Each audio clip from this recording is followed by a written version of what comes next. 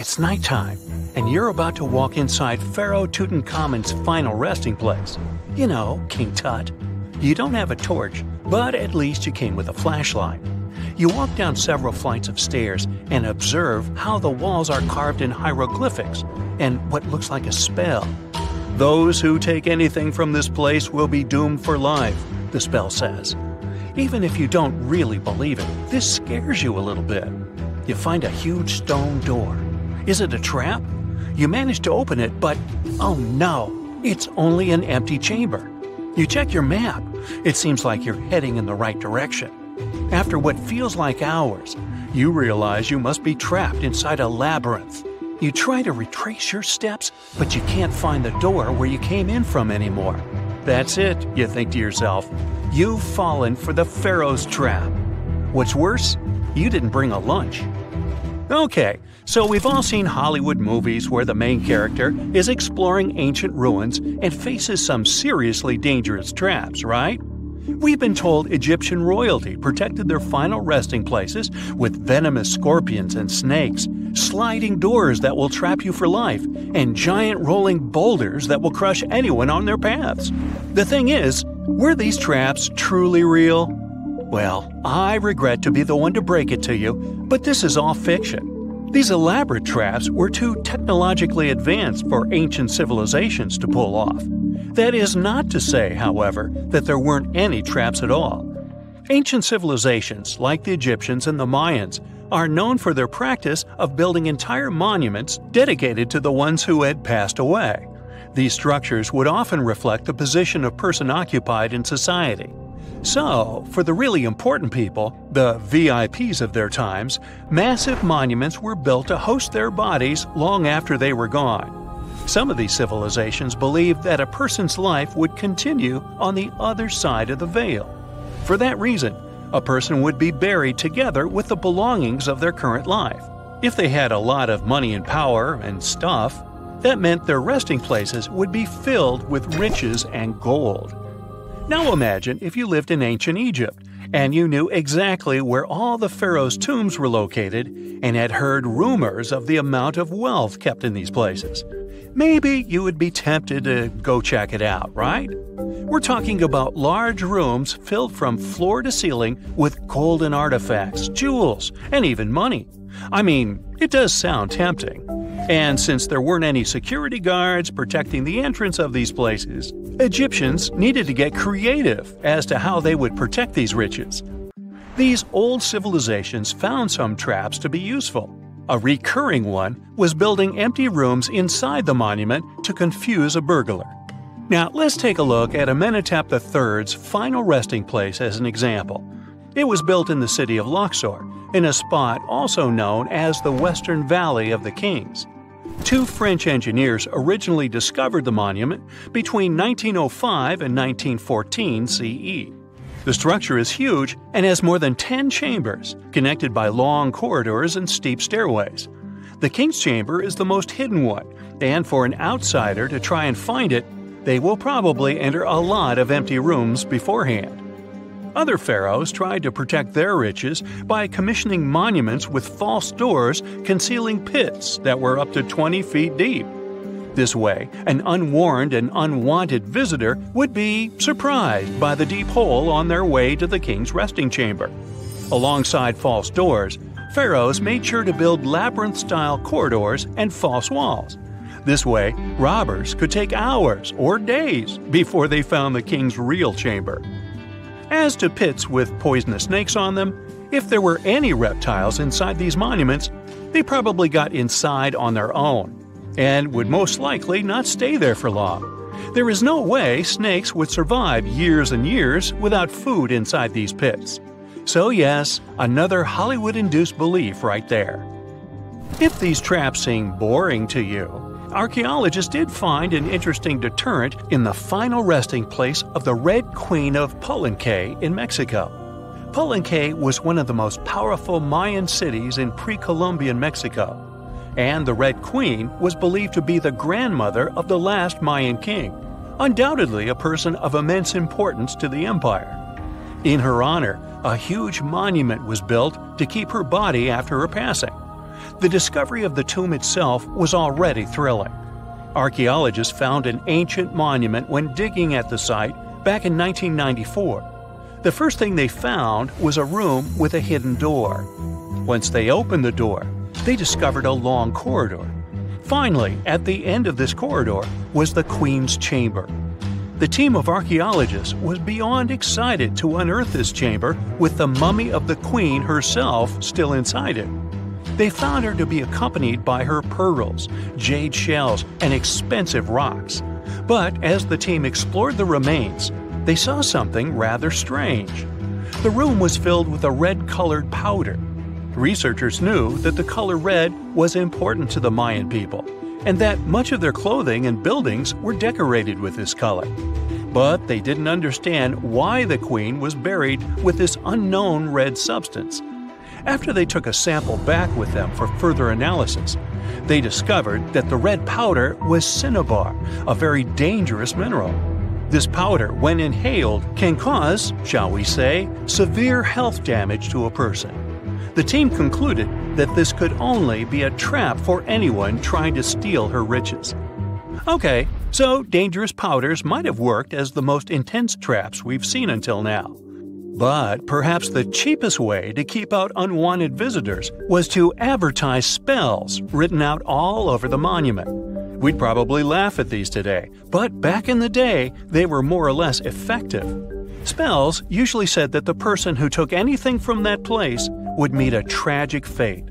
Some spells said that robbers would lose their houses in big fires or terrible floods. Other spells said burglars would have incurable and undiagnosed health issues, but they weren't really enough to stop people from taking any gold. There are some stories surrounding how these spells might have been real. One of them is from the famous British Egyptologist Howard Carter, the one responsible for unearthing Pharaoh Tutankhamun's resting place in the 1920s. After months of unsuccessful digging, Carter discovered the tomb's existence by chance. He found the entrance to a stairway right beneath the soil where he had been searching all those months. With the help of a team, he cleared the piles of sand blocking the stairs and discovered a doorway. The door had several royal symbols carved into it, and Carter knew this could only mean a very important person had been buried there. And he was right. With a chisel, he made a hole in the top left-hand corner of the doorway and lit his vision with the help of a candle. He couldn't believe what he was seeing, the reflection of several golden and jeweled items crowding the chamber before him. Lost for 3,000 years, Carter had just discovered the final resting place of King Tut. But the story didn't finish here. This discovery was accompanied by a series of unfortunate events that led people to believe it had something to do with the pharaoh's spell.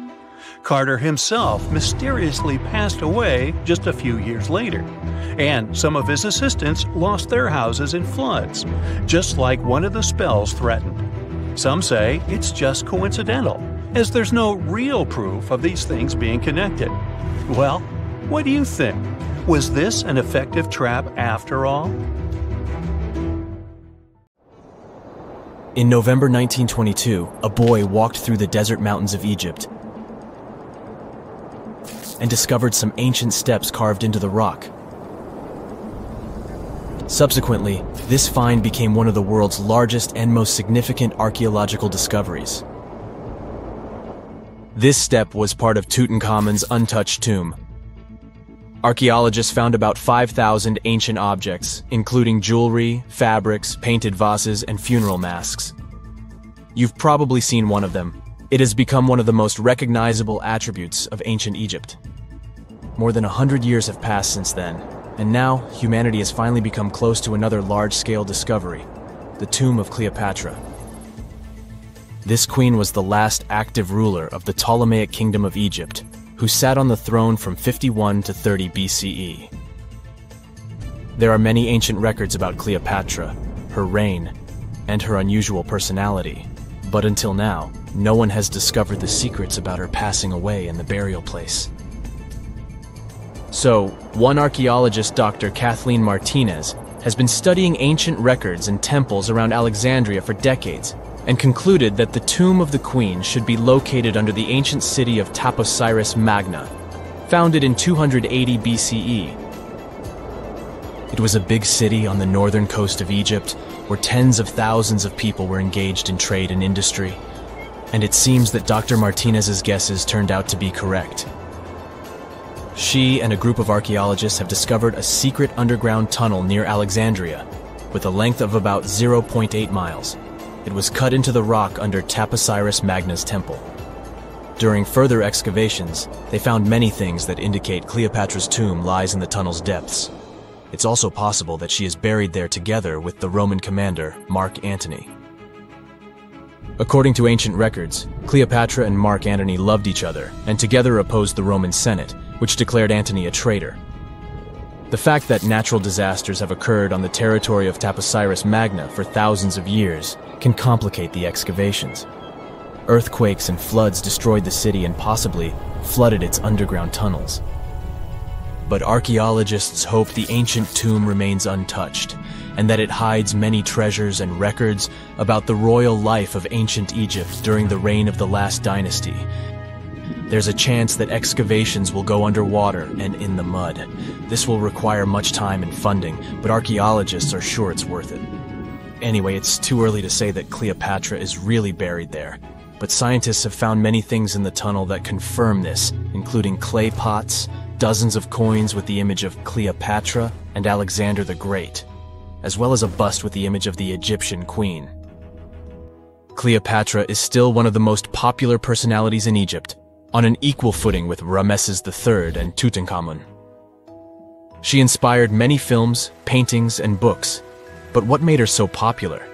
She became famous for her inconsistency.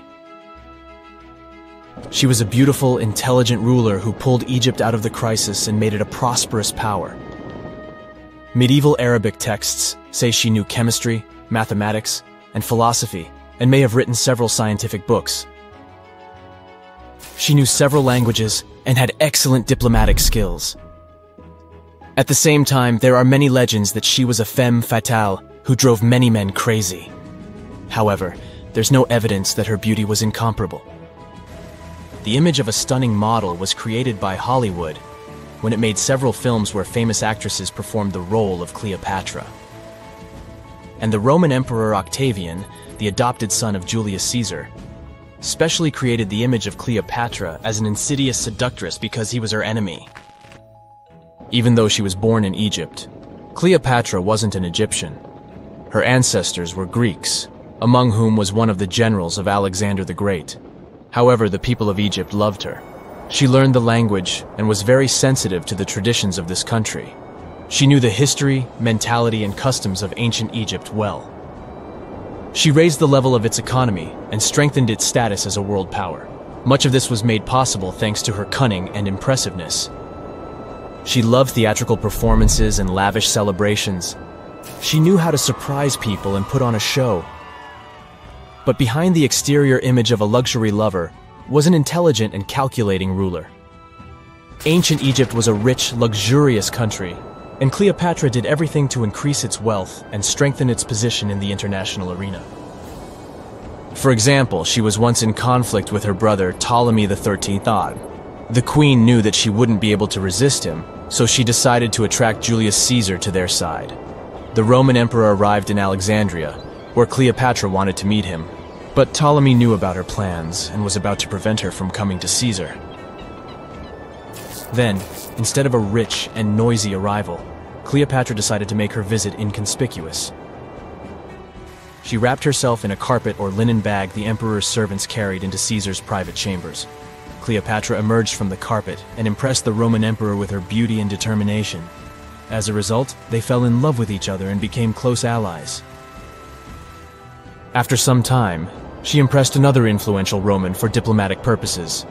She arrived to meet Mark Antony on a golden barge with purple sails and silver oars. Cleopatra was dressed in the image of Aphrodite and sat under a magnificent canopy. Her servants dressed like cupids and were blowing her fan and burning incense. But Cleopatra created such a show for a reason. She knew that Antony revered Greek mythology and considered himself the embodiment of Dionysus. As a result, He was so impressed with this woman that he ended up marrying her. Cleopatra defended her crown, strengthened her alliance with Rome, and bore Antony 3 children. In Egypt, they threw big parties and enjoyed wealth with power. However, the relationship of a high-ranking official with the Egyptian queen caused a scandal in Rome. Octavian was Antony's primary opponent in the struggle for power, so he exploited the situation to darken the competitor's reputation. He used propaganda to make Cleopatra an insidious seductress in the eyes of Roman citizens. He accused Antony of succumbing to her charms. The Roman Senate supported Octavian and declared Cleopatra an enemy. In 33 BCE, this conflict reached a high point when Antony's navy clashed with Octavian's fleet. The latter won and forced his enemy to flee to Egypt with Cleopatra.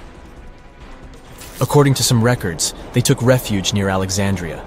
Pursued by the Romans, they hid in one of Cleopatra's palaces and met their end. Some legends say that Cleopatra was an expert in poisons. She provoked a venomous snake, a viper or an Egyptian cobra, to bite her. Also, according to another legend, she pricked herself with a poisonous needle. There's a theory that Cleopatra always carried an ampule with poison inside her hairbrush. And when she was cornered, she soaked the needle with this poison and pricked herself. None of this can be said for sure. Scientists are still trying to find out the truth. Perhaps when they reach Cleopatra's tomb, the world will get more answers about her tragic fate. She is considered the last ruler of Egypt.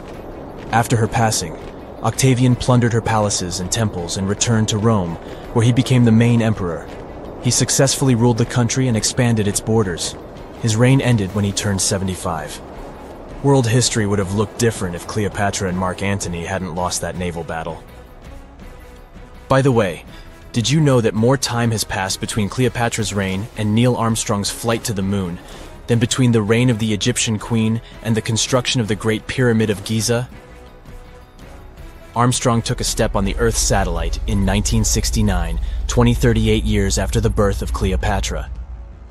And the construction of the pyramid took place in 2560 BCE.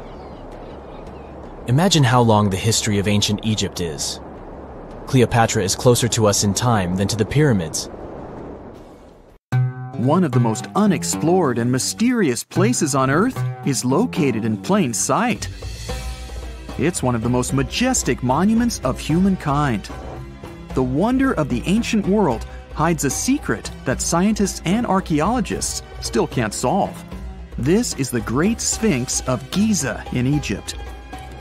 The huge sculpture of a lion with a human head was carved out of rock about 4,500 years ago. Scientists still don't know the exact date of its creation and are also unaware of who built it and what for. There are many assumptions and theories, but none of them has been confirmed. Most people have seen this majestic sculpture either in photographs or in reality, but almost no one knows what's hidden underneath it. The statue of the Sphinx was carved from a single piece of limestone. It was painted. The remains of color pigment on the surface prove this. In the distant past, the Sphinx looked much brighter and more colorful than what we see now. But even after thousands of years, its greatness hasn't diminished. And by the way, Sphinx is not the real name. It was invented by the Greeks about 100 years or more after its creation. Initially, the Egyptians called the statue Hor-em-Akhet. There are many legends and theories saying the Sphinx is there for a reason. It's like a watchdog that guards the tomb of the pharaoh and the secrets of ancient Egypt. These legends become more plausible when archaeologists discovered hidden entrances at the feet of the Sphinx. They believe that these secret passages are the beginning of the tunnels leading to the halls with treasures. You can find a lot of stories on the internet that claim the Sphinx hides the Hall of Records, a repository filled with ancient and secret knowledge. One of the main artifacts of this repository is supposed to be the records of the ancient mythical state of Atlantis. According to legends, the entire library from this city was moved under the Sphinx. The entrance to this library must be located next to the Sphinx's right paw. Many archaeologists tried to find this entrance, but came away empty-handed. Also, there are many images with detailed diagrams of the underground city that consists of a network of tunnels and chambers under the Sphinx. Someone says there are structures as tall as 12-story buildings hiding underground, but there's no evidence of this.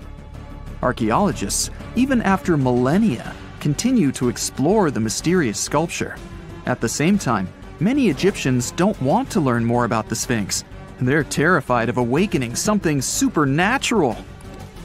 In 1998, scientists discovered tunnels leading to empty caves under the Sphinx. They found evidence of earlier excavations there. It's quite possible that someone managed to find the treasures and take them away.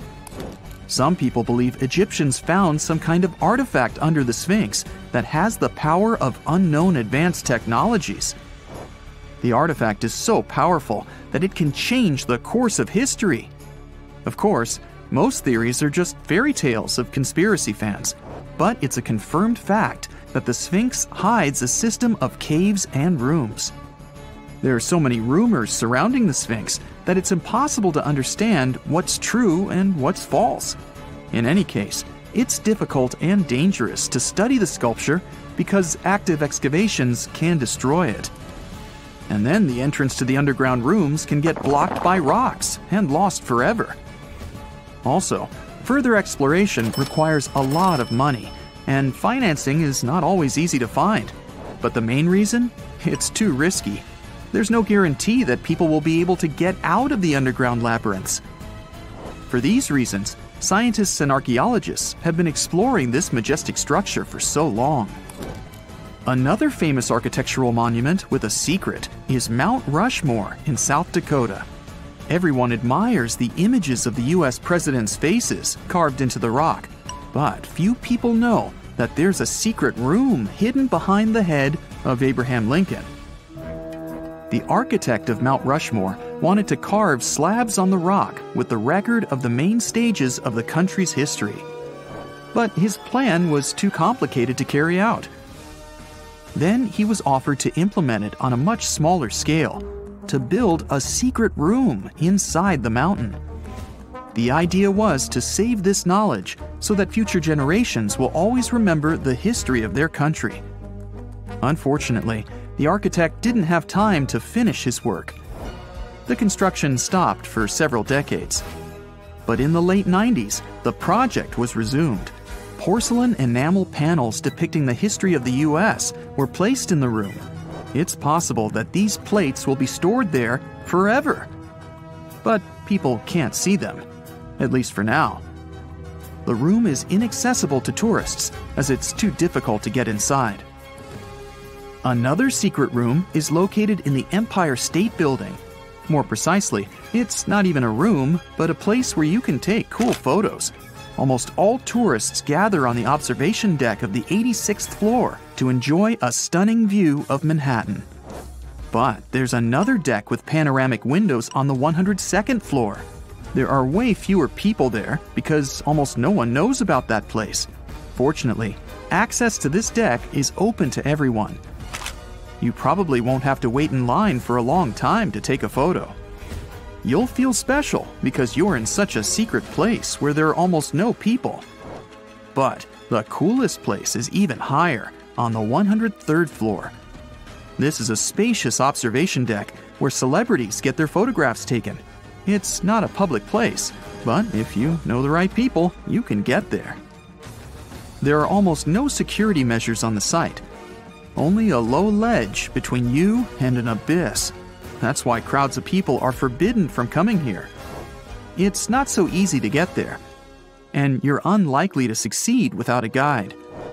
First, you need to choose the right elevator that will take you there. Then you'll go through several engineering rooms filled with pipes, electrical panels, and other technical stuff. The final part of your way is a set of stairs inside a tiny corridor. And here you are, at the top of New York. Now we're in Paris. See the Eiffel Tower? Inside it, there are restaurants and observation decks.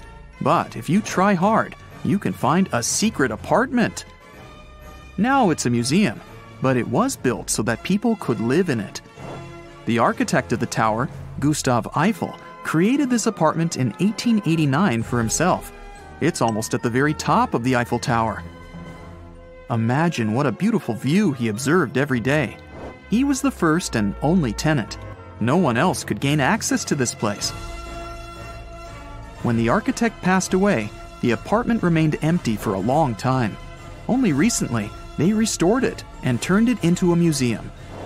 Inside, the epoch of the last century is recreated.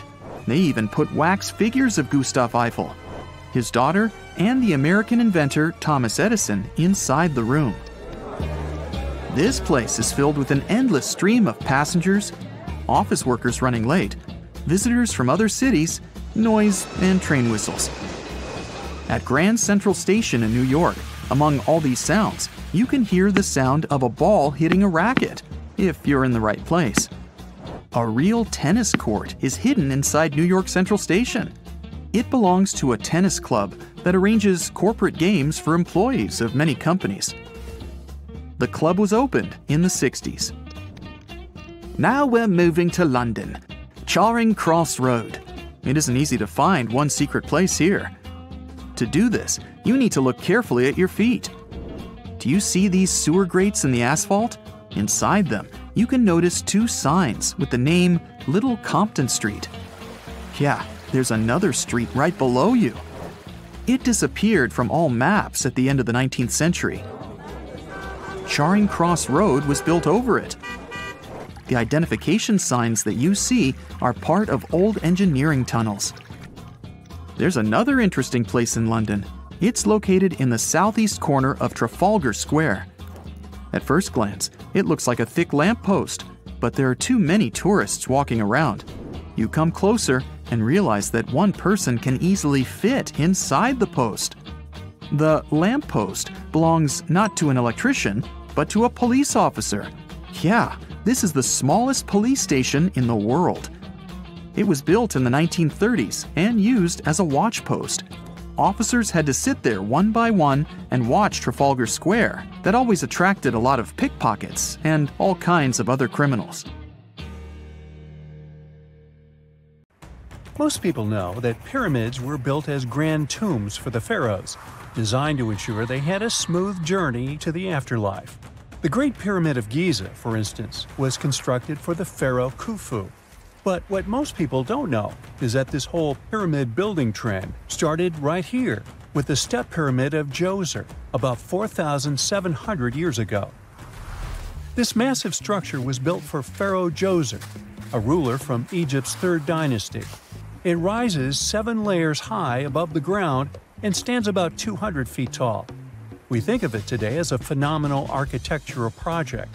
But for ancient Egyptians, the step pyramid of Djoser turned out to be more like a massive experiment, a trial run, if you will, to perfect their building skills before they moved on to even more ambitious pyramids. Reaching new heights is super exciting, but the real mystery is what is going on below the ground. In this pyramid's underground labyrinth, there is a network of tunnels stretching about 3.5 miles long. And some researchers believe these tunnels might have been part of a sophisticated water system that could completely change what we think about pyramid construction. Let's talk about this massive complex located in Saqqara. Surrounding the pyramid, there's what's known as a dry moat, a continuous trench that is up to 164 feet wide and almost 2 miles long. It forms a sort of rectangular shape around the pyramid.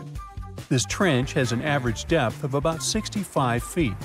Now, if you were to add up all the earth and rock they dug out to create this moat, it would be about 10 times the volume of the step pyramid itself. For the longest time, people just assumed this trench was nothing more than a huge quarry, a place where they dug up stone and clay to build the step pyramid. Makes sense, right? But when you take a closer look, it doesn't add up. The trench is too narrow and deep to be practical for mining, and its layout doesn't match anything we know about ancient Egyptian quarrying methods. Plus, some sections of the trench are actually covered with a rocky ceiling, which would have made it nearly impossible to use as a quarry. Another theory suggests that the dry moat had some kind of spiritual significance. Maybe it was a sacred place, where souls of nobles gathered to serve the late king in the afterlife. There are even niches in the walls that work as a hint at this spiritual function. But most researchers believe that this purpose likely developed much later, long after the complex was built for Djoser. So what was the moat really designed for? In 2020, a researcher came up with a pretty intriguing idea. It is possible that this trench was actually designed to collect and manage water, especially after heavy rainfalls. Now, that makes sense when you consider the location. The moat sits in an area that could easily have been flooded by runoff water from nearby plains. This could also explain why the trench wasn't used for new graves until much later when the climate became drier and less prone to flooding. The story becomes even more intriguing, as this trench appears to be part of a larger, more complex hydraulic system within the Djoser complex. It is like the trench has several compartments, carefully carved out of the rock and connected by tunnels. These compartments likely served as a part of a water treatment system, where water would flow from one compartment to the next, getting cleaner as it moved along. Now, here is where things start to tie into the pyramid itself. The Djoser complex has a series of underground shafts, and some researchers think that water from the moat's deep trench might have been used to power a hydraulic lift system, and this giant water-powered elevator could have been used to raise the heavy stones needed to build the pyramid. It worked like a volcano, but instead of lava, water did the heavy lifting. Imagine a big deep hole in the ground at the center of the pyramid site. Inside this hole, there was a huge wooden platform, kind of like a giant raft that could move up and down. When the workers wanted to lift a heavy stone, they would fill the hole with water. As the water rose, the wooden platform started to float up, carrying the stone with it, almost like a giant water-powered elevator. When the stone reached the right height, the workers slid it off the platform and onto the pyramid. The idea is that water from the deep trench, after being cleaned and filtered, would flow into these shafts. A massive float, possibly made of wood, would then rise as the water filled the shaft, lifting the stones up to where they were needed for construction. Once the stone was in place, they'd let the water out, lowering the platform back down to the bottom, ready to lift the next stone. This fancy hydraulic lift system could have been a game changer, making the whole building process a lot faster and more efficient without using a lot of workforce. It is like the ancient Egyptians were already embracing the whole idea of work smarter, not harder. But of course, not everyone is on board with this theory. Some experts argue that the area where the step pyramid of Djoser was built couldn't have held enough water from occasional rains to maintain such a fancy hydraulic system. The main theory suggests that, in the past, there might have been some kind of lake nearby that would have filled up after a period of rain, and this lake could have supplied water to the complex's hydraulic system. But there is no mention of such a lake in any ancient Egyptian writings, so it might be more of a what-if situation than a reality. And then there's the issue of the hard work itself. Remember when I said this method could have allowed the ancient builders to raise stones with far less effort? Well, that might not be entirely true. According to some experts, just building this hydraulic device would have required a lot more heavy work than simply moving the stone blocks using good old-fashioned manpower. And let's not forget, the step pyramid of Djoser is like a baby pyramid compared to those that came later. The stones used for Djoser's pyramid weighed, on average, about 660 pounds each, which is nothing compared to the more than 2.5-ton blocks used later for the pyramid of Chephren. If this cool water lift theory gets completely ruled out, we still need to explain how this pyramid was built in the first place. To answer that, we need to rewind a bit and talk about the original plans. See, before Djoser's tomb became a pyramid, the idea was to construct a simple mastaba. This type of tomb was pretty common in earlier periods, a flat-roofed, rectangular structure with sloping sides. But after the original mastaba was finished, they decided to expand it a bit by adding more layers on top. And then they added even more layers, until the construction reached 6 distinctive steps, each one smaller than the previous. And they probably did all this by raising those heavy stones using ramps, not a water-powered elevator. There is still so much we don't know about the Step Pyramid of Djoser. More research is definitely needed to fully understand how this system worked, or if it even existed at all.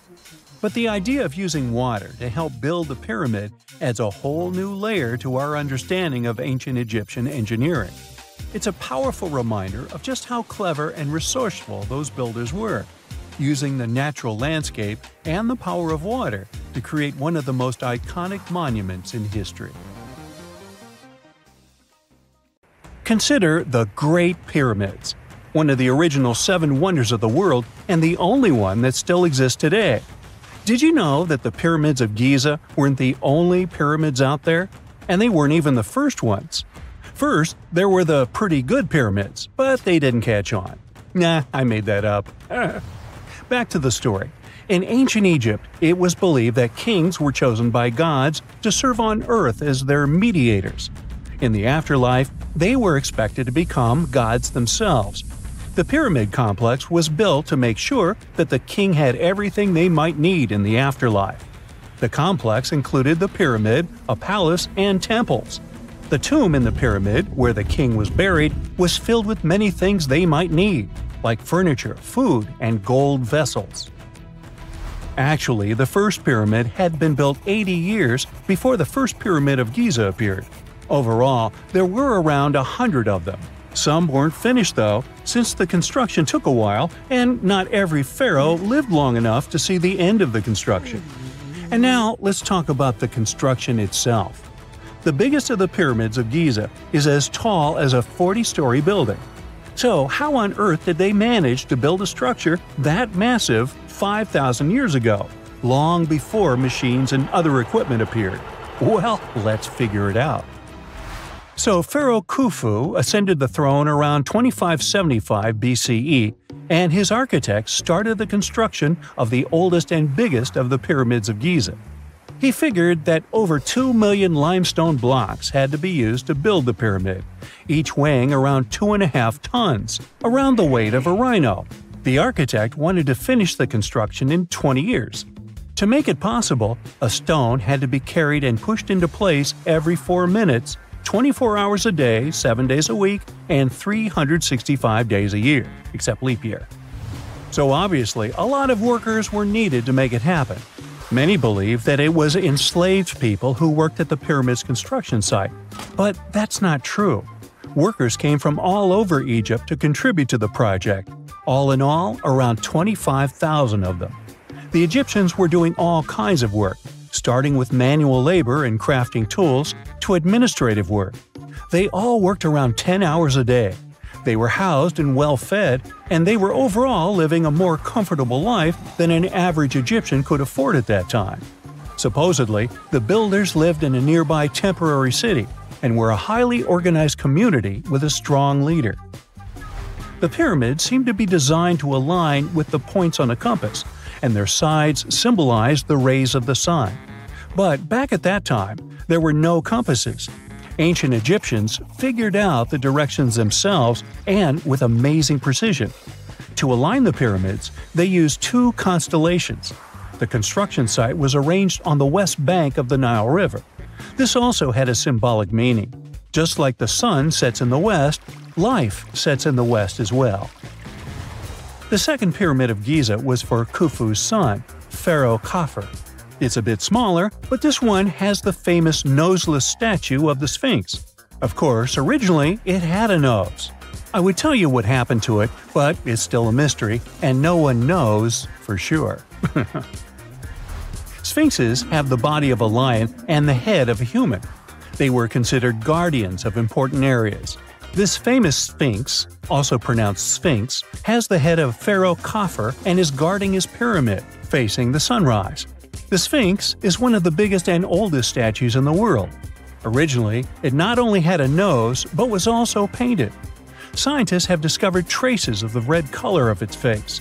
So, most likely, the Sphinx was painted red. There are also remains of yellow and blue color on its body. The statue definitely wasn't boring. Till around 1800, the Sphinx was buried up to its shoulders until an adventurer with a team of 160 men dug it out. But let's get back to the construction. The workers, of course, needed stone blocks. There were two main places where people could get these stones. One source was close to the construction site, but that fossil-lined yellow stone was only suitable for the pyramid's interior. The limestone blocks for the exterior were hauled from 8 miles away on 30-foot-long sleds. Apparently, it wasn't too hard to pull them. The sand mixed with the right amount of water was pretty slick, and 10 people could move a sled even with a rock weighing so much. Surprisingly, cutting off a block of limestone wasn't the biggest problem. When in the ground, it was soft and could be split relatively easy. But after getting exposed to the air, limestone hardens. So the most difficult part was to shape the blocks. That step was crucial because the smallest inaccuracies could lead to the whole pyramid collapsing. So, okay, those limestones were mined, carried on a sled, shaped, and then what? How could they be put into place? Well, this is still a mystery. Archaeologists have discovered the remains of a ramp system that dates back around the time the pyramids were being built. So historians have come to the consensus that, most likely, the Egyptians designed a unique ramp system to move and pull huge stone blocks. The most common opinion is that there were several ramps around the pyramid. There probably was a central ramp with 2 staircases on each side of it built over the pyramid stones. The ramp was growing as the pyramid was getting higher. People might have been walking up the stairs, pulling up stones on wooden sleds. But this is just one of the options. Other experts say that the ramps were around the pyramid, and some say that the ramps were inside the pyramid. Maybe we will never know for sure, and it'll forever remain a mystery. The exterior limestone of the pyramid was polished with sand and stone until it gleamed. On top, there was a gold and silver capstone, which glimmered over Egypt like a second sun. So that's how it was 5,000 years ago. Now, about the interior. Surprisingly, there's not much inside the pyramid. Most of it is just solid stone with very little open space. But let's take a quick look inside. From the entrance, there are 2 stairways, one going down and the other going up. They take us to the chambers. There are 3 of them inside. Now, why is that? Apparently, throughout the whole construction, a burial chamber had to be prepared at all times, just in case a pharaoh kicked the bucket before the construction ended. So, separate chambers were built one after another as the construction progressed. The last of them was the main one. It's called the King's Chamber. It's the one where Khufu is resting. It's the biggest room at the very heart of the pyramid, and there's a big passageway leading to it. It was likely used as a kind of elevator to move granite up to build the interior. Granite was also used to make 5 stories of support beams to ensure that the pyramid didn't collapse. And we can see that it worked since it's been standing for centuries. Unfortunately, none of these chambers have hieroglyphs on the walls. If you want to see the writings, you should go to the decorated tombs near the pyramids. Those pieces of art are depiction of ancient Egypt's culture and daily life. The texts allow researchers to study their language and grammar. The treasures that once were in the pyramids have been taken by people. There are also many secret tunnels and passages inside the pyramids, but even today, no one knows the whole plan of the interior. Scientists have been sending little robots with cameras inside for many years, but there's still a lot we don't know about the pyramids. Now they're trying to use an X-ray to scan the pyramids from the outside without going inside. So yeah, ancient Egyptians did create a mystery no one has been able to crack for 5,000 years already. When you hear the word mummy, you might get a chill down your spine. That's because most of us associate this word with those creepy characters we've seen in some scary movies. But in reality, mummies have helped us understand a lot about ancient civilizations, their rulers, and about how people used to deal with losing their loved ones. The people most famous worldwide for their mummies are the ancient Egyptians.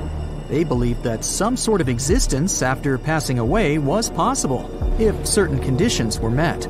That's why they insisted on preserving the human body through the process of mummification and placing the mummy in a furnished tomb, kind of like giving it a fully functioning apartment of its own.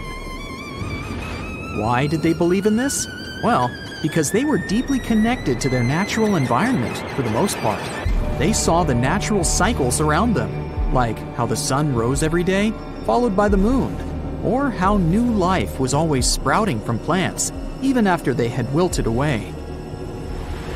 They also believed that the powerful spirit Osiris, who represented the cycle of passing away and resurrection, played a role in this process. To prepare for the afterlife, the ancient Egyptians followed certain rituals, like mummification, which involved using materials like honey, resins, and incense to preserve the body. There's no other mummy more popular than that of King Tut. He was a young pharaoh who ruled over 3,000 years ago in Egypt. The problem with discovering ancient royal tombs is that most of such burial sites were previously robbed. People knew ancient rulers had been left with many valuable belongings, so those locations became vulnerable to thieves. When King Tut's tomb was opened in 1922, people were excited because it had not been robbed, like many other previously discovered royal tombs. That's how well hidden it was. Inside, his mummy was encapsulated in a total of 3 coffins, including one made of gold. The objects found in his tomb showed us what ancient Egypt was like, and studying his mummy also helped us learn about the culture and practices popular at the time when he passed away. We also learned about his family by looking at his DNA. Scientists were able to discover that he had had a disease called malaria and a problem with his foot that might have made it hard for him to walk. Ramses II was another pharaoh in Egypt who ruled for 68 years, which was quite a lot back in the day. He was known for his expansion campaigns and building projects. Many objects from his time as a ruler still exist today, including a large statue of him. Ramses II was about 6 feet tall and lived to be about 90 years old. After looking at his mummy, scientists concluded that he may have had a medical condition that affected his spine. Now, remember those thieves I mentioned before? They are probably the reason why Ramses II ended up in a plain coffin in a secret collection of royal mummies at Deir al-Bahari, which was rediscovered in 1881. Thankfully, archaeologists were able to identify him because his journeys had been recorded on his wrappings. The process was really tedious too. In fact, in ancient Egypt, the mummification process could take a staggering 70 days to complete. A special person would say a very specific speech while delicately handling the body and drying it out using a type of salt called natron. They also used linen and resin to make the body look more lifelike and to wrap it in cloth. The tomb was equally as important for ancient Egyptians. The walls of King Tut's tomb, for example, were adorned with intricate artwork that depicted his journey to the afterlife, from his burial procession to his passage through the underworld. The ancient Egyptians believed that everyone made this journey after passing away, and they filled their tombs with items and paintings to help the person in their spiritual travels. Additionally, the walls of the tomb were decorated with spells from a special book, which contained a collection of poems that the Egyptians believed would help people reach the afterlife. And speaking of how important this journey was, people also placed food in these ancient tombs. In King Tut's tomb, archaeologists discovered 36 jars of vintage beverages and 8 baskets of fruit, which were believed to be left there to help him in his journey to the afterlife. The Egyptians believed that traveling to the afterlife took a really long time, so they left a lot of supplies, such as food and water, to sustain their loved ones. Pharaohs also generally had numerous luxurious garments and beautiful jewelry in their tombs to ensure that they would have a fashionable journey. These items included various types of linen clothing, such as tunics, scarves, gloves, and headdresses, as well as a lot of gold jewelry with precious stones, like bracelets, buckles, pendants, necklaces, rings, and even precious depictions of insects for protection. Some were also deposited with fans made from ivory and ostrich feathers to keep them cool in the afterlife. Some ancient rulers were even placed in their forever apartments along with boats. For example, Pharaoh Khufu built the Great Pyramid at Giza as his tomb, and a large ship was found inside. King Tut, however, was buried with multiple boat paddles, but no actual boat. Instead, he had 3 chariots and numerous walking sticks made of precious materials, perhaps indicating he'd rather travel to the beyond by land, not by water. Amongst the most interesting objects found near ancient mummies are bottles of oils and perfumes. If rulers were supposed to be fashionable, why not smell nice too, right? Also, some of them had some ancient kinds of board games, most of them made out of precious materials like gold or ivory. One of those games was called Senet. It was very popular amongst the ancient Egyptians and very similar to modern-day chess. The ancient Egyptians may have the most famous mummies out there, but they weren't the first to invent the procedure. In fact, it all started in South America with an ancient civilization named the Chinchorro. As far as we know today, these people were the first to mummify their loved ones that had passed away. They did it somewhere around 2,000 years before the Egyptians started their own rituals. Sure, we can tell a lot about ancient rulers by studying these mummies, but until recently, we had no idea what they really looked like during their lifetime. Not so long ago, though, some very special mummy paintings were found by archaeologists studying ancient Egyptian objects. These mummy portraits are highly detailed paintings of individuals that were made while they were still alive. Such paintings were often painted on wood, as opposed to the classical portraits we all know about, which are painted on canvas. They are known for their realism and beauty, and have even been used by researchers to diagnose diseases by comparing them to the corresponding mummies. Some of these portraits also include depictions of jewelry, which was later found on the mummies. The recent discovery of these mummy portraits in Central Egypt is significant, as it marks the first time in over a century that such paintings have been found. Mummies appeared all around the world naturally, too. Mummification can occur without people intervening because of natural conditions, like extremely cold or hot environments, places with a lack of oxygen, or accidental exposure to chemicals that preserve the body. These conditions don't allow bacteria to grow, resulting in the body remaining more or less intact. Famous Otzi was one of these mummies. We know today he was a man who lived around 5,000 years ago in Europe. But upon his discovery in the Alps in 1991, Austrian authorities initially believed that he was a modern mountaineer because of how well preserved the body was. However, after the Iceman was removed from the glacier, it was determined that he was actually from the Copper Age. Unlike many other ancient Egyptian burial grounds, King Tutankhamun's tomb stayed hidden and free of unwanted thieves for 3,000 years. One reason was that the tomb was smaller than average and tucked away in a place called the Valley of the Kings. This area was already being extensively explored by the time they stumbled upon Tut's spot. The entrance was all covered in debris from building a nearby tomb, which must have also helped keep it a secret. There were also 0 writings or signs on the outside of the tomb. Time passing also played a part in keeping it in amazing shape until the 1920s, when a man named Howard Carter finally made it in. But was Carter that big of a hero? Some recent findings say he might have been sneakier than initially thought. People used to think Carter wasn't just a glorified treasure hunter, he was a true archaeologist. Before Tut, he had been on a relentless quest for Egyptian artifacts. He discovered his interest in these unusual objects when he was a child, and soon started drawing the sculptures and inscriptions that were found in ancient tombs. After stumbling upon the remains of King Tut, Carter spent a decade recording and processing all sorts of objects, like golden thrones, chariots, and statues from Tut's tomb, shipping them down the Nile to Egypt's museum in Cairo.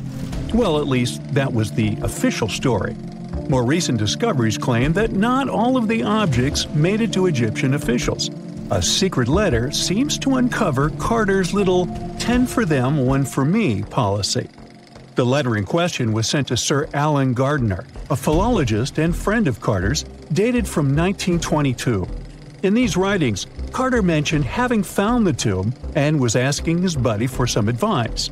In another letter from 1934, Gardiner seems to be thanking Carter for an amulet, which was sent to him as a thank you gift. Carter was adamant that it didn't come from Tut's tomb, but evidently it did. Even the British director of the Egyptian Museum was onto Carter's sneaky endeavors, but couldn't prove it. He compared Gardiner's amulet to others from Tut's tomb, and lo and behold, they were a perfect match. Gardiner was so disappointed to have been put in such a sticky situation that he vented to Carter in another letter. Deciding to be a good friend, Gardiner didn't throw the famous archaeologist under the bus. Instead, he advised Carter to take those stolen goods back to Cairo, just like he'd advise you to like this video and subscribe to the Brightside channel for more amazing videos on the most unique topics in history. It's not the only shady piece of information on Carter's post-discovery behavior.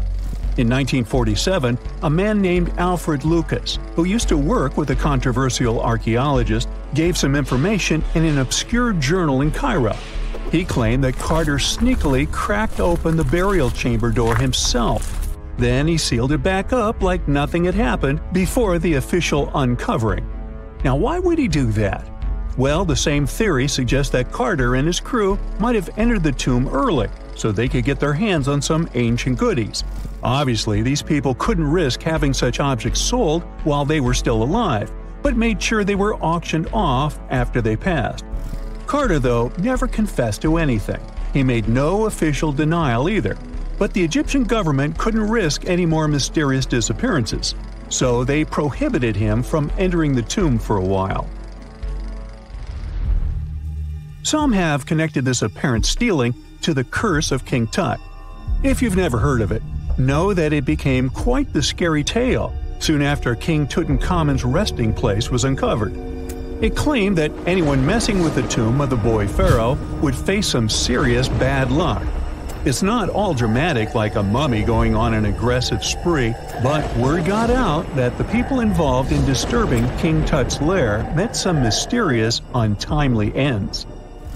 The main untimely passing related to this supposed curse is that of George Herbert, the 5th Earl of Carnarvon. He was this British aristocrat who helped fund the search for the tomb. He passed away just a year after the tomb was opened. Now, people love to call it mysterious, but it turns out that Herbert was already in pretty bad shape health-wise when he got to Cairo, and he ended up getting taken down by a regular disease. Now, let's talk numbers. There were a lot of people linked to this tomb opening – security guards, archaeologists, and supporting staff. And sure, a few of them did pass not long after the tomb started receiving visitors. As much as we'd like this curse to be true for the sake of, good storytelling, statistically, if you have a bunch of people connected to opening a tomb, you'd expect some passings just by random chance. The average lifespan for those supposedly targeted by the ancient curse was more than 20 years after the spell was supposed to kick in. Herbert's daughter even lived until the 1980s, that's half a century later. And Howard Carter himself lived until 1935, a solid 16 years after the big reveal. Some have suggested that the whole curse was nothing more than a careful PR strategy. You see, when Tut's tomb was found, Howard Carter wanted to make a priority out of keeping nosy reporters away, so he might have come up with a curse hanging over anyone entering the boy king's resting place. But what was stolen from King Tut's tomb anyway? Well, some jewelry to begin with. It might have been snatched by Howard Carter himself, according to a French specialist. He did some intensive research by looking at old pictures taken from inside the tomb back in the 1920s. He compared those images to various objects from museums and auction houses. He soon started to piece together the whereabouts of some of Tut's jewelry. First up, there's this collar that used to be on Tut's chest. It was all broken into pieces, and some parts went via Carter to the Nelson Atkins Museum in Missouri. Meanwhile, other bits ended up on a necklace owned by some unnamed people who tried to sell it in 2015 but failed. Even the Nelson Atkins Museum agrees, as they've confirmed the information on their website. Then there's a headdress piece. Some beads from it that once belonged to Tut apparently got stolen by Carter too. They were also strung into a necklace and are now being held at the St. Louis Art Museum. Another fancy collar made out of glazed ceramic magic spent some time at the Met, far away in New York. Thankfully, it was sent back to Egypt a bit over a decade ago. This seems to have been, as you'd expect by now, also stolen by Carter. Missing artifacts aside, King Tut still gave a ton of amazing objects that helped us learn more about this incredible ancient culture. Starting with the famous burial mask. It's this massive 21-inch gold art piece with semi-precious stones and glass paste. It weighs 22 pounds and showcases the boy pharaoh with a long beard and a headdress with a cobra and vulture. On the back, there's this spell from an important ancient Egyptian spiritual book that's supposed to make sure it works just as well in the afterlife. Tut was also apparently a board game enthusiast. They found 4 board games in his tomb, some made of ivory. Archaeologists also found a pair of gold sandals, though you'd imagine they were more for show than for comfort. In fact, the pharaoh probably never wore them in his lifetime. Now, speaking of fashion items, it turns out Tut was quite the fancy ruler. They even found a mannequin in his tomb that was used to pick out, adjust, and store his outfits and jewelry. The boy king seemed to have also enjoyed some music, based on the 2 trumpets historians found in his tomb. Though they were played back in 1935 in a BBC broadcast, the instruments are today considered too fragile to be maneuvered. What is a boat doing in the middle of a desert? You would expect to find a seagoing vessel closer to shore. This is the question archaeologists had been asking for decades. In 1988, there was a storm near one of the most important archaeological sites in ancient Egypt. A wooden structure emerged from the sand. It was hollowed out by termites. Scientists were determined to solve its mystery. In 2000, they began excavating the site near Abydos, Ubidos. An American team of experts soon discovered a boat that was 70 feet long, and it wasn't alone. In total, there were 14 boats neatly resting next to each other. It was impossible to completely dig out the boats because of their poor condition. Luckily, the wood was preserved enough to get a sample. Analyses revealed that the boats were around 5,000 years old, the oldest fleet in human history to this date. The time of their construction predates the pyramids at Giza by half a millennium. Each ship of the fleet rested in a vault that matched its dimensions. The room was roughly a third of the size of a tennis court. It had mud brick walls that featured more than 120 drawings of boats. Ancient Egyptians incised them on whitewashed walls that were excellently preserved. Scientists have known about these mysterious chambers for well over a century. 1901, 1902. A British archaeologist, Arthur Weigel, stumbled upon a strange structure west of the River Nile. His team caught a glimpse of the interior walls. Sadly, a section of the roof collapsed, so they had to call off further exploration. Researchers abandoned the site, but its location remained on the maps. The boat's position first led scientists to think that they rested on a bank of the mighty Nile. But there was a problem with this theory. Today, the river flows almost 7 miles west of Abydos. Further studies of the surrounding terrain showed the Nile didn't change its course throughout history. Also, if the boats floated near a dock, they would be in unstable positions. The 14 vessels at Abydos were perfectly parallel to each other. There was only one conclusion possible. Someone had deliberately placed them like that. They must have gone through a lot of effort. Each boat had enough room for up to 30 rowers. These vessels could really float. They weren't models, but scholars still don't know if they actually sailed any body of water in ancient Egypt. This doesn't diminish the importance of the find. Previously, archaeologists found only small-scale models. In King Tut's tomb alone, there were 35 boat models. For a long time, these figurines were the only clues as to how ancient Egyptian vessels looked like. The boat's design confirms that they were the real deal. They are the earliest surviving examples of something called built boats. Ancient people constructed primitive vessels by hollowing out large tree trunks. The alternative was reed that was tied together to form a raft. The boats at Abydos had planks tied together. This was a major breakthrough in shipbuilding. During their lifetime, the boats must have seemed impressive. Timber was a valuable commodity at the time. There was no wood in the desert. Cedar had to be imported from Lebanon. The only person who could afford such luxury was the pharaoh. Studying the area around the ancient fleet provided more answers. Scientists discovered a mud brick structure where Egyptians worshipped the pharaoh. Its approximate date of construction matches that of the wooden boats. The same bricks out of which this building was made were used to encase the fleet. At the time of their construction, the rooms they were stored in had a ceiling. That's the section that archaeologists stumbled upon in the early 20th century. Just like mummies and coffins, these marvelous ships rested inside splendid vaults. The exterior of these rooms was also impressive. The outer walls originally had a plaster of white limestone. It reflected sunlight. In the desert sun, the structure housing the boats must have shone from miles away. Ancient Egyptian builders used the same technique to cover the pyramids 500 years later. Today, their surface looks jagged, but it wasn't always like this. When they were constructed, the pyramids had a top layer of fine white limestone. Their surface was smooth and it gleamed in the sunlight. Instead of stairs, the outer layer of the pyramids was more of a sleek ramp. Archaeologists were left with one final question. Which pharaoh owned the fleet? The answer lay just a mile from the site. This is where the tomb of a pharaoh from the 5th dynasty rested, King Senwosret III.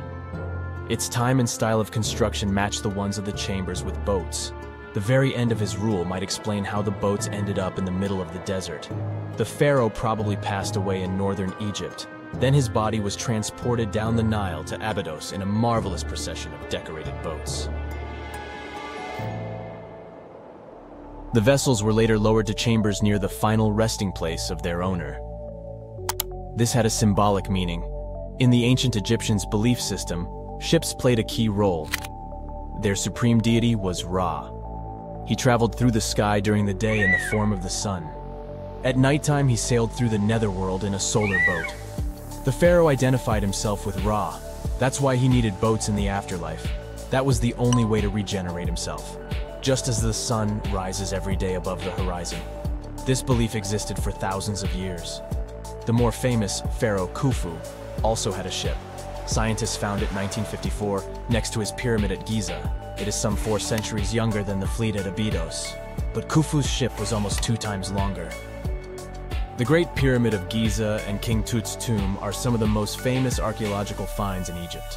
But there are many more secrets hiding beneath the endless sands of the Sahara Desert. Recently, 2020, archaeologists found a lost city there.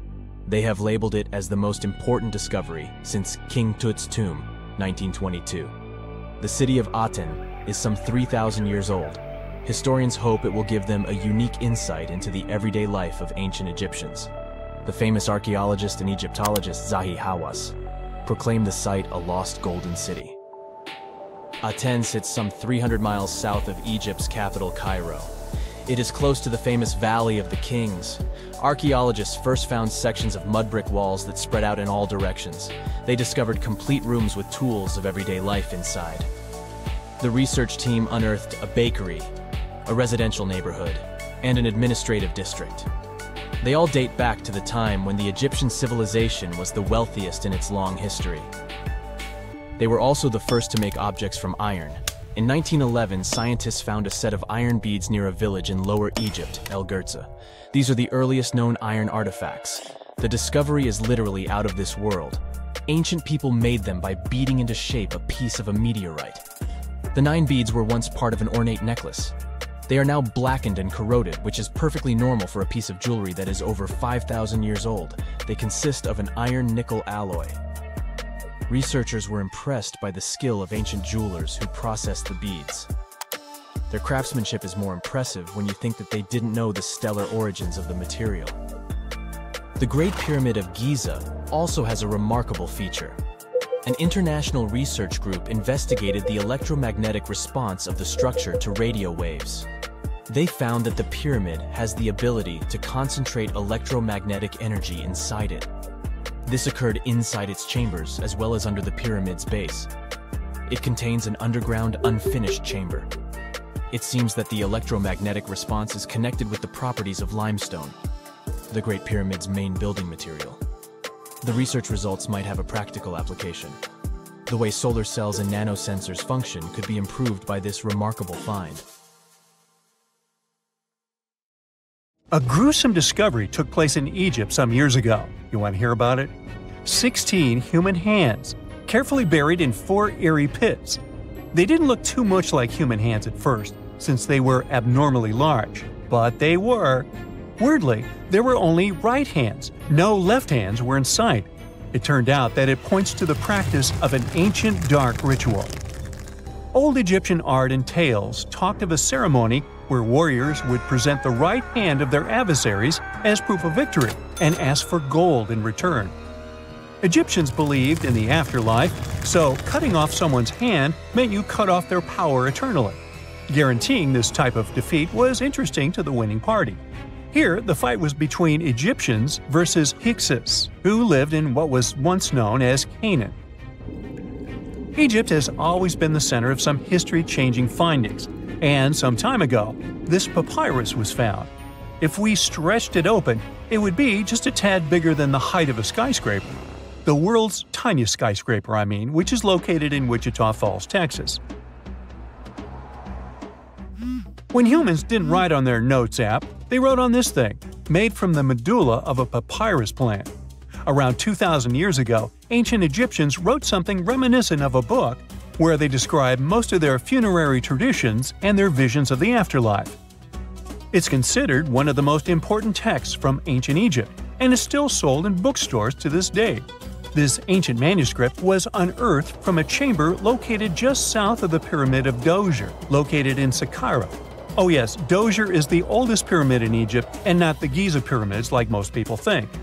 So recently, the site of Saqqara buzzed with excited archaeologists who probably found one of Egypt's oldest complete mummies. They believe that this beautiful and well-preserved mummy was that of a wealthy man. He was discovered in a deep shaft, covered in layers of gold leaves. There are many symbols that show he was an important and wealthy man, like the band he wore on his head, the bracelet on his chest, and the fact that he was embalmed with a tunic, which was reserved for Egypt's finest. The most exciting part of the entire discovery was finding the resting place sealed with mortar, just as the ancient Egyptians had left it 4,300 years ago. Now this may sound weird, but back in 2008, archaeologists discovered a missing pyramid. Now it went missing because it deteriorated over the span of 4,000 years. Today, you can only see its base. It was a pretty important site back in ancient times. It is said that around the area of the pyramid, the ancients hosted a special type of ceremony where high priests would carry mummified remains of sacred bulls. Now here's a fun fact.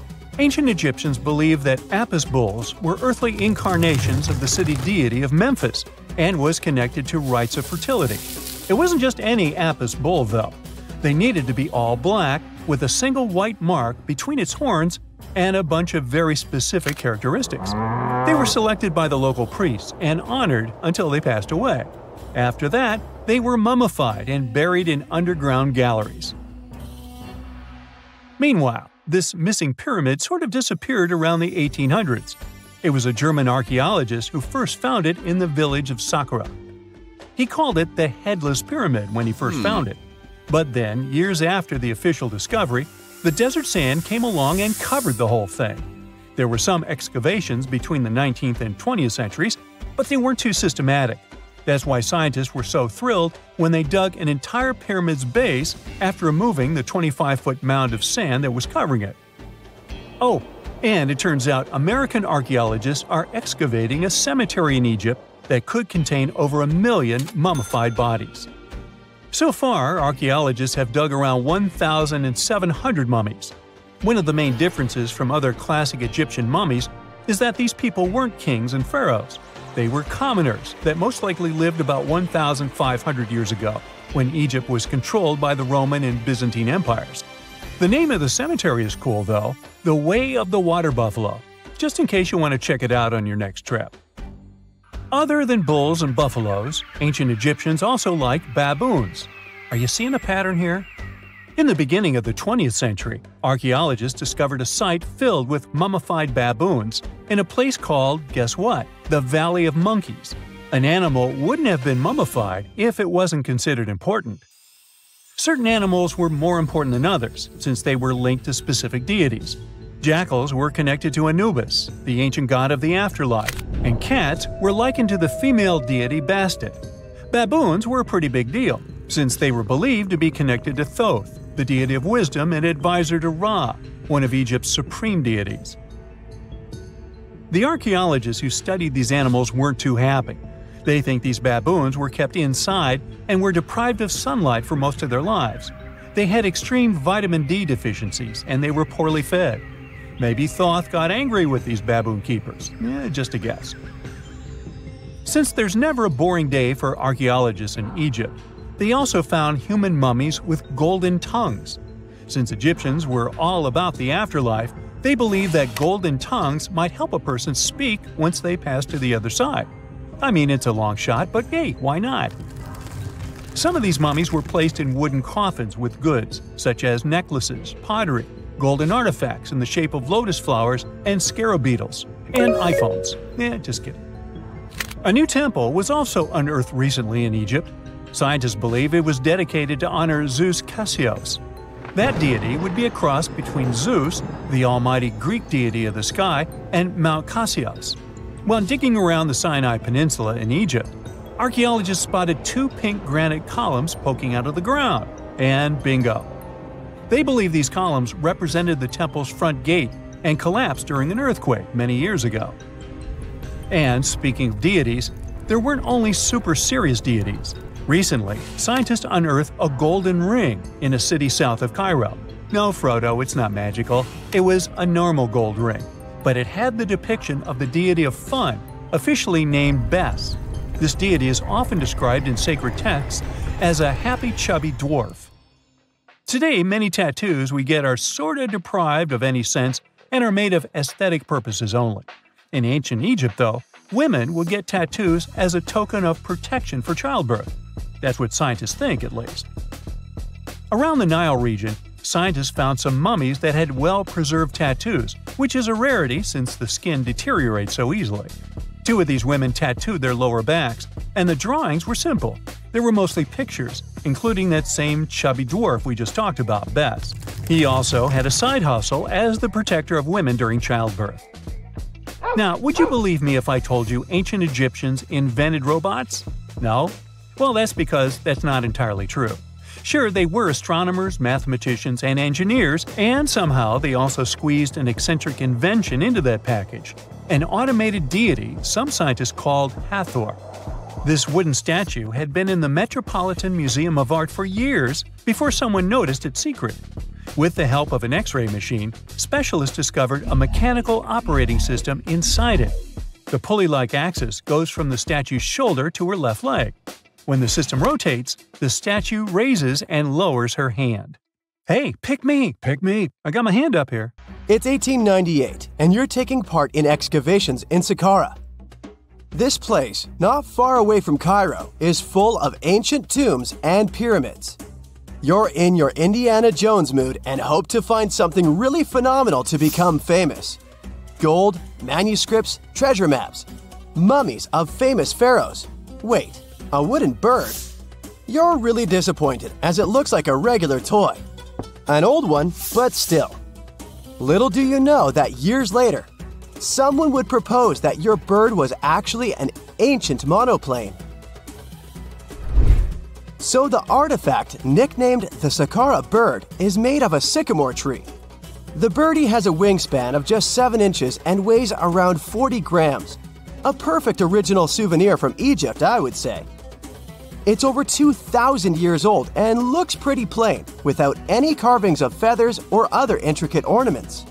It has a beak and eyes, though, which makes our find look like a hawk, the emblem of the deity Horus. Its tail is rather unusual as it's squared, looks weirdly upright, and it seems like the sunken part of it was the place for a now missing piece. Humans love solving a good mystery, so there have been several attempts to explain the use of the birdie. First, quite simply, is that it was a ceremonial object. The second idea is that it was a toy for a child from some well-off family. It could have been some sort of boomerang, which was a popular concept in ancient Egypt. Then there was a theory that the bird had been used as a weather vane. But this one has been debunked as the figure doesn't have any holes or markings, except for the one made at the museum in Cairo to fix the exhibit on a stick. So there was no way to hang it in the past. Almost a century after the bird was found, Egyptologist Dr. Khalil Masiha proposed a new theory that it could have been a model of a monoplane. He believed the bird was missing a horizontal tailplane. Otherwise, it had its wings set at a right angle, similar to that of modern planes. It could have worked to generate the aerodynamic lift necessary for flights. Dr. Masiha also claimed that it was common at that time to place miniature models of technological inventions in tombs. So, did the ancient Egyptians really invent the plane in 200 BCE? That would make the Wright brothers, who are considered the inventors of aviation, really upset. They made one of their first flights only in 1903. There's just one way to know for sure, and that is to test the model. But you know, the ancient museum in Cairo would unlikely let one of their cherished exhibits fly around like a toy. That's why glider designer Martin Gregory built a similar model, this time of balsa wood, and concluded that even with the missing tailplane, the plane wasn't much of a flyer. Case solved? Not really. This didn't sound convincing enough to the History Channel, so they invited an aerodynamics expert to build another replica of the bird. He tested it in weather conditions similar to those in Egypt and was impressed with the little plane's abilities. So, if they did invent the prototype of a plane back in the times of pharaohs, it would be a good example of an oupart. That's an out-of-place artifact, an object that's way ahead of its time in terms of technology or history. And the Saqqara bird isn't the only example of such a revolutionary concept. In 1901, a group of divers retrieved the Antikythera mechanism from an underwater shipwreck near the Greek island of Antikythera. It's been dubbed the world's first analog computer, and it's currently dated around 100 BCE. The bronze mechanism could tell the position of the sun, moon, planets, and stars, as well as the lunar phase, the dates of upcoming solar eclipses, and even the speed at which the moon moves through the sky. No one's sure who used it and how or where it was made. But it's obvious that it's extremely precise and way too advanced for its time. The first flushing toilets in the world were invented in the middle of the 20th century. Just kidding. The ancient Minoans on the Mediterranean island of Crete and the Indus Valley civilization both came up with this brilliant invention at the same time, around 4,000 years ago. The plumbing and sanitation were so well done that no one managed to design anything better until 2,000 years later. One ancient Minoan lavatory was discovered at the Palace of Knossos. It looks like it had a wooden seat set over a tunnel that directed water from a rooftop reservoir to an underground sewer. Other varieties got water from jugs. Only the super rich people could afford all this glory. So if you wanted to shop for real estate back then, the flushing toilet would be a telltale sign you were in the rich neighborhood. Automated doors became a cool, seemingly new invention back in 1931. But the technology behind them is actually much older. Think the 1st century CE old. Mathematician and engineer Heron of Alexandria came up with a hydraulic system to open and close temple doors. To bring it into action, you need to light a fire to produce heat. There was a brass pot under the fire, half filled with water. The inventor connected the brass pot to containers that acted as weights. When the fire was burning, the water moved into the containers. They went down and pulled the ropes. It was nothing like a supermarket door that opens in front of you before you even have time to think. Heron's door took hours to open, and there was no way to stop the process. That's why they only opened the doors once a day before people entered the temple, to add some mysticism at the temple during ceremonies. Spooky. Looks like the first ever battery was invented in Baghdad around 2,000 years ago. A German archaeologist found this oval-shaped clay jar in 1938. Scientists are still not sure what purpose it served and who exactly invented it. There is a theory that it was used for electroplating objects with precious metals. When they filled it with a weak acid like vinegar, the battery produced around 1 volt of electricity. Another theory says it was a vessel for sacred scrolls. Would you like to buy contact lenses designed by Leonardo da Vinci himself? In 1508, he invented a glass lens with a funnel on one side. You were supposed to wear it with water inside to improve your vision. Sounds a bit uncomfortable, doesn't it? So, around a century later, French scientist René Descartes decided to improve the idea and make the cornea contact the future lenses. Contacts because they contact your eyes, get it? The glass tube with liquid did help improve vision, but blinking was sadly impossible. 2.5 centuries later, new technologies in the glass industry let scientists design contacts that would fit in the eye and even let the wearer blink. Thanks, guys! Still, those lenses were made of heavy blown glass and didn't let the eye breathe. About 50 years later, contacts became plastic, lightweight, unbreakable, and scratch-resistant, but still covering the entire eye. And then, in 1948, an English optical technician accidentally sanded down a plastic lens and figured out they'd still be in place even if they covered only the cornea. Imagine you're living in 19th century London and need to send a message to New York. It would have taken about 10 days to get there by ship. So when delivery time went from days to hours in 1858, it was a true sensation. The first message was sent by Queen Victoria herself. It was all made possible thanks to the transatlantic telegraph cable, running under the ocean. Sadly, the new cool invention only lasted a few weeks. It took years to bring it back to life.